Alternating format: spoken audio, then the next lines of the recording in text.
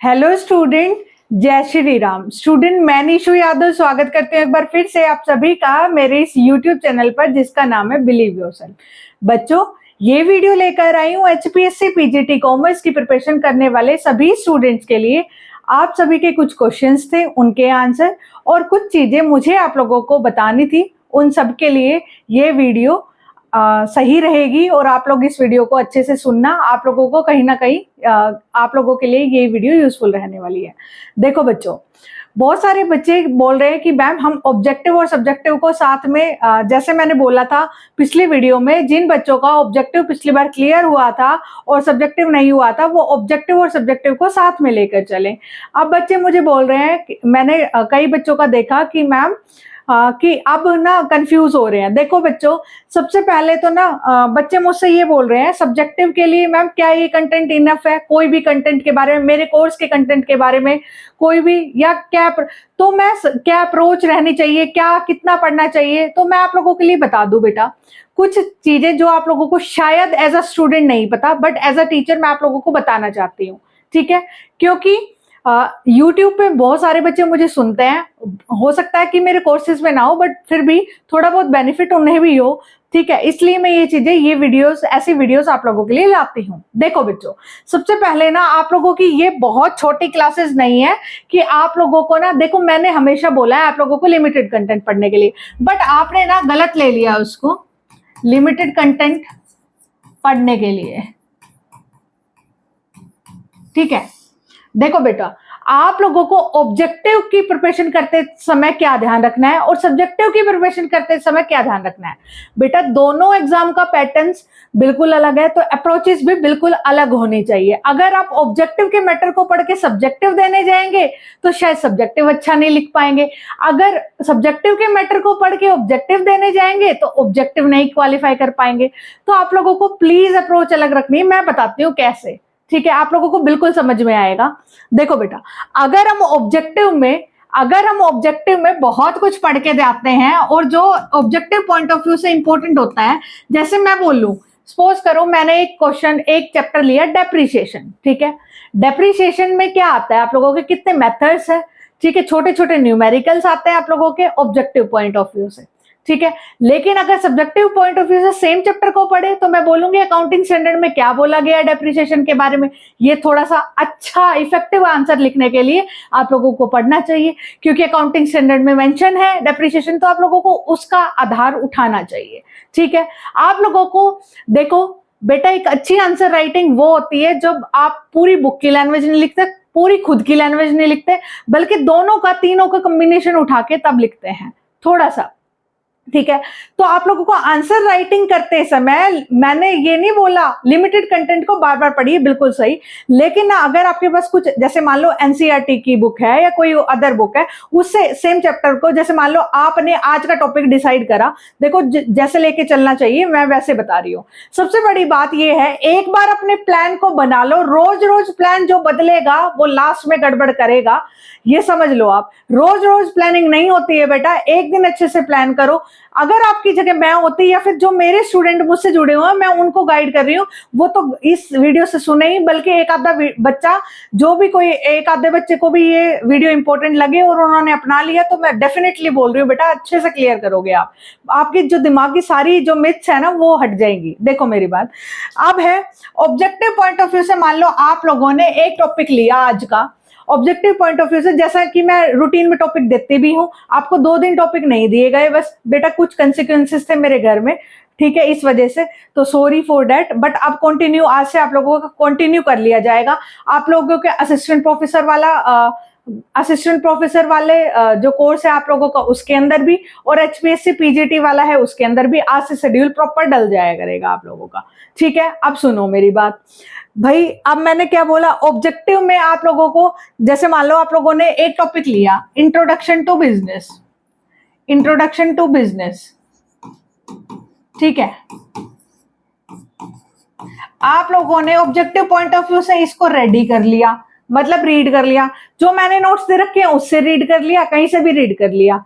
ठीक है, मैं बहुत कम वीडियोस देती हूँ, बहुत ज्यादा वीडियोस नहीं देती हूँ, मुझे पता है जो एग्जाम में आना सिर्फ आपको वो पता होना चाहिए, बाकी आप लोग भी पढ़ लेते हैं चीजों को, जिनकी बिल्कुल ही बेस खराब है, तो मुझे ऐसा लगता है उनका एस्टेट क्लियर ही नहीं होता। तो आप लोगों का बेस ठीक है, तो इस वजह से मैं आप लोगों को इंटेलिजेंट बच्चा मान के चल रही हूँ, ठीक है, क्योंकि आप लोग एस्टेट और नेट क्वालिफाई होते हैं अगर किसी कॉम्पिटिशन में जा रहे हैं तो, ठीक है। तो आप लोगों की बेसिक अंडरस्टैंडिंग, एवरेज अंडरस्टैंडिंग में मान के चलती हूँ।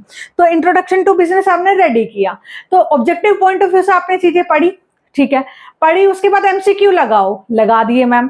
कम से कम भी इस टॉपिक के 50 एमसीक्यू, 30 मान लो 30 या 40, कभी मैं 30 प्रोवाइड करती हूँ, कभी 50, किस टॉपिक के अकॉर्डिंग।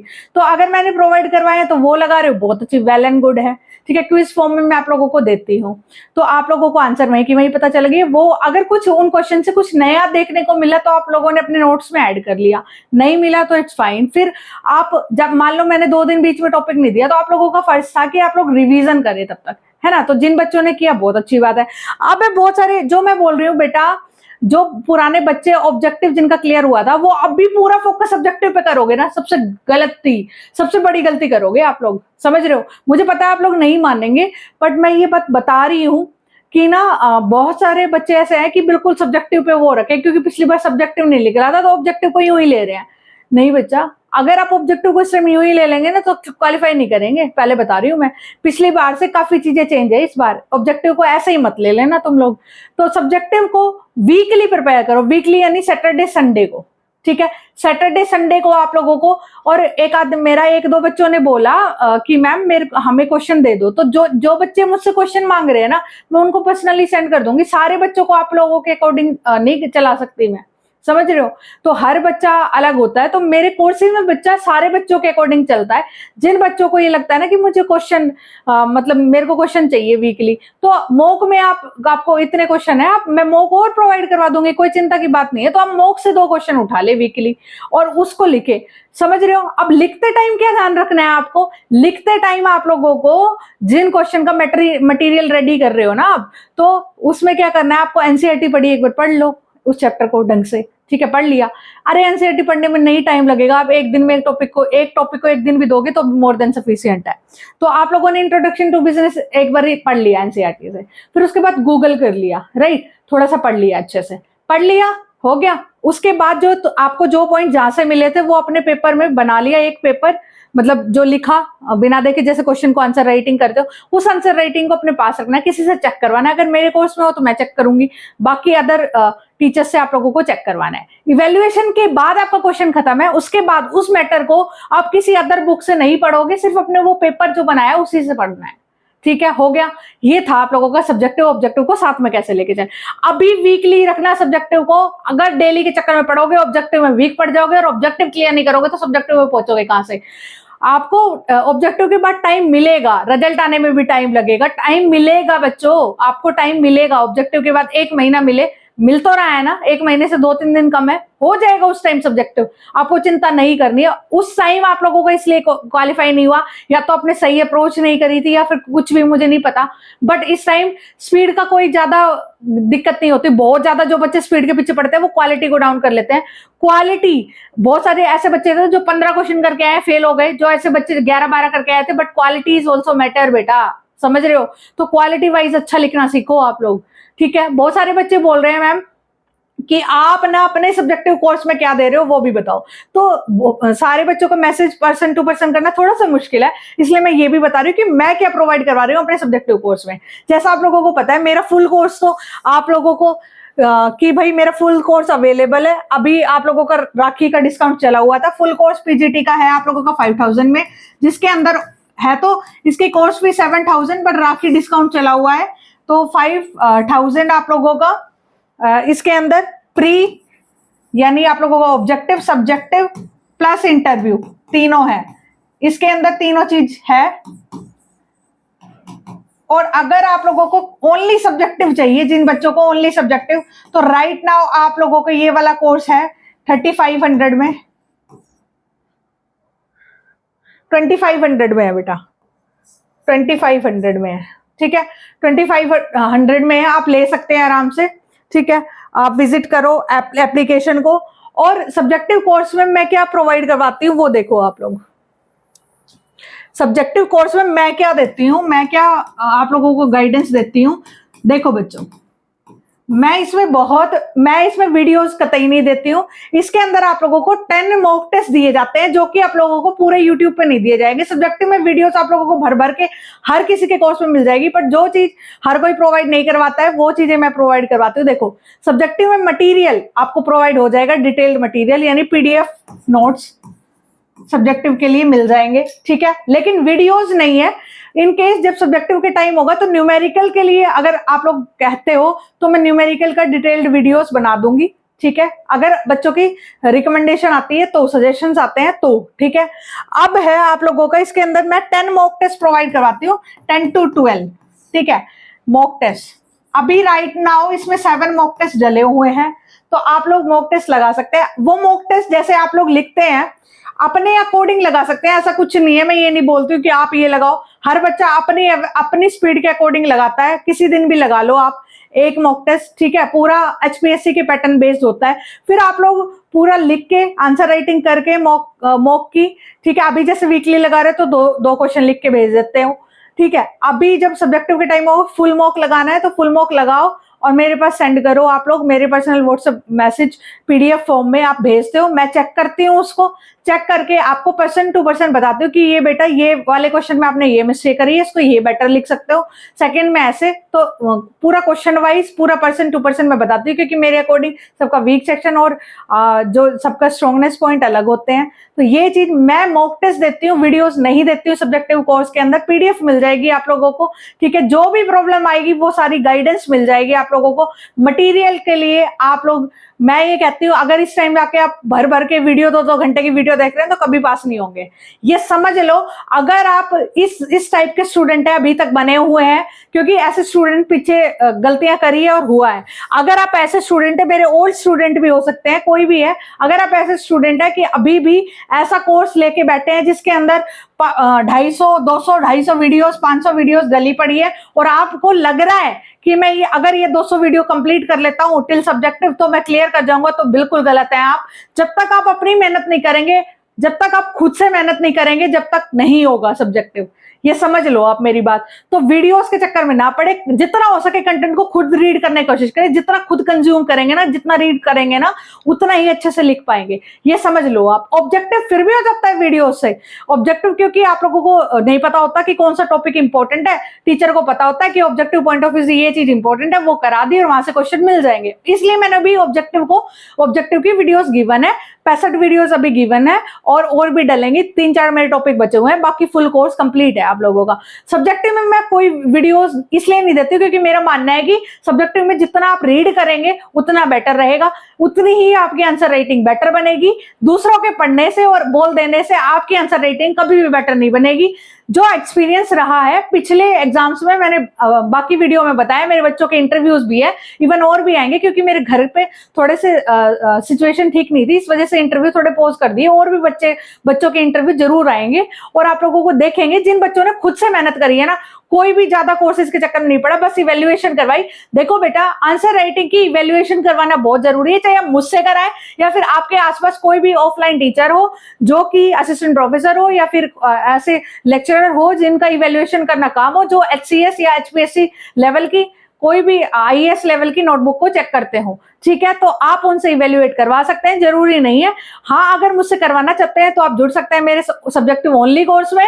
और जो बच्चे फुल कोर्स को लेना चाहते हैं, वो जिसके अंदर आपका सब्जेक्टिव के मॉक भी, ऑब्जेक्टिव के मॉक, ऑब्जेक्टिव का मटेरियल और आप लोगों का इंटरव्यू में 3 मॉक इंटरव्यूज, ठीक है, ये सारा लेना चाहते हैं तो 5000 में कोर्स अवेलेबल है, 7000 फीस है, 5000 में अवेलेबल है। मैं बिल्कुल नहीं कहती सिर्फ मेरी वजह से क्लियर करोगे आप, नहीं, आपको खुद मेहनत करनी पड़ेगी। जैसे मैं बता रही हूँ वैसे अगर आपको लग रहा है कि बहुत सारी वीडियोस, तो आज से पहले भी आप लोगों ने कोर्सेज लिए होंगे डेफिनेटली, और उन वीडियोस को खत्म भी किया होगा कहीं ना कहीं, उनसे कोर्स नहीं निकलेगा। टीचर की मेहनत से आपका कभी भी कोई जॉब नहीं लगेगी। टीचर के साथ डबल या ट्रिपल मेहनत आप लोग करेंगे, जब जाके आपका होगा। देखो, मैं साफ बोल रही हूं, बहुत सारे बच्चे कहते हैं मैम आई ट्रस्ट यू, मुझ पे नहीं, खुद पे ट्रस्ट करो। पहले बता रही हूँ मैं ये चीज, मुझ पे नहीं, मैं साफ सीधा बोलती हूँ। जो बच्चे मेरे कोर्स में हैं उनको भी, और जो पहले जो अभी आने वाले हैं उनको भी, कि बेटा मेरी मेहनत से कुछ नहीं होगा, मेरी मेहनत से मेरी लगनी है, मेरी जॉब है, मेरी वजह से मेरी किस्मत है, आपकी कहीं कुछ नहीं होने वाला। मैंने जो करवाया मेरे एक्सपीरियंसेस है, आप अपनी मेहनत को ऐड करके तब आप लोगों का होने वाला है। अगर आपने मेरी गाइडेंस को सीरियसली लिया, उस पर डबल काम किया, डेली डेली प्लान से नहीं बदले, हाँ मैम ने जो बताया इसके बाद स्विच करके फटाफट दूसरे टीचर की वीडियो, अगर आप ऐसा करेंगे तो ना तो आज तक क्लियर कर पाए ना आगे क्लियर कर पाएंगे। आप लोगों को ना तो अपने प्लान्स बदलने हैं, ना आप लोगों को अपनी डेली रूटीन बदलना है। एक बार जैसे बता रही हूं वैसे कर लो। और जो बच्चे अभी सब्जेक्टिव की ज्यादा होच पोच मचाए रखे हैं ना दिमाग में, वो लिखवा लो मुझसे आज।